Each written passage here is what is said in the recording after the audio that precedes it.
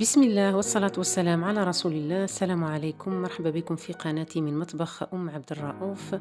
اليوم مع وصفة شوربة السمك وحساء السمك. بدون إطالة نمر لتحضير هذه الوصفة. نحتاج في هذه الوصفة كمية من سمك السردين أو أي نوع من السمك.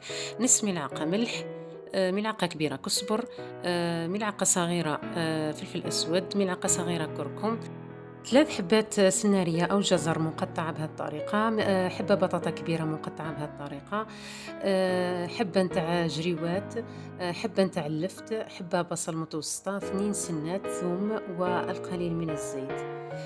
نحطّو أولًا الزيت في لا كوكوط نتاعنا، نحطّو مباشرةً عليها البصل الثوم، يعني نحطّو كل شي بارد في بارد، نحطّو كل الخضر والسمك والتوابل اللي ذكرناها من قبل.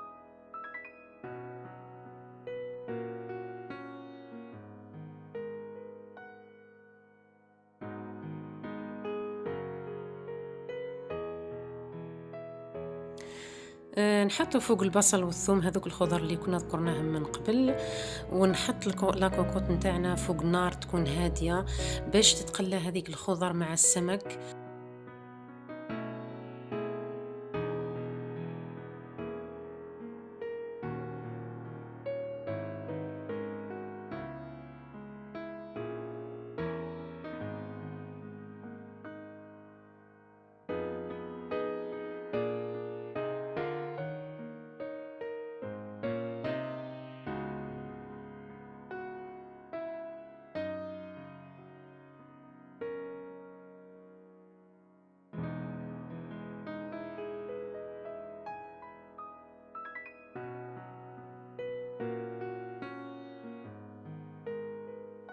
هنا الخضر نتاعي مع السمك راهم تقلاو مليح مليح.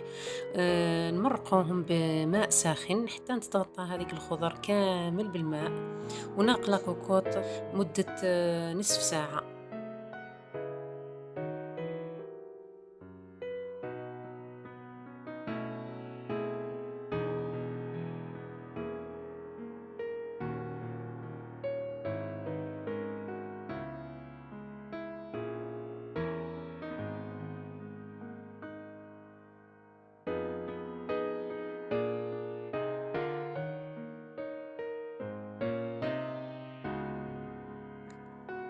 بعد ما طابت الشوربة نتاعنا نفتح لا كوكوط ونرحيها بالبرا إذا توفر.